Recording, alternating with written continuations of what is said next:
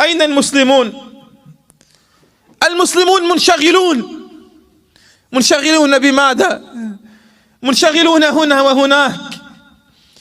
انظروا إلى أحوالنا في المواقع الاجتماعية، وانظروا إلى أحوالنا في التطبيقات التي لو عرضنا بها يوم القيامة والله لخجلنا أن نقف أمام النبي صلى الله عليه وسلم.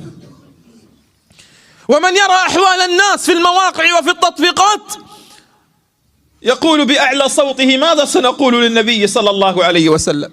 هل هذه الأمة التي ترقص على المواقع وتغني هي الأمة التي بكى النبي شوقا إليها؟ هل الشباب الذين يتمايلون ويرقصون على المواقع ويظهرون نساءهم ويظهرون زوجاتهم ويظهرون بناتهم على المواقع أمام الناس هم الذين قال عنهم النبي صلى الله عليه وسلم: لقد اشتقت إلى إخواني؟ قالوا: أولسنا إخوانك يا رسول الله؟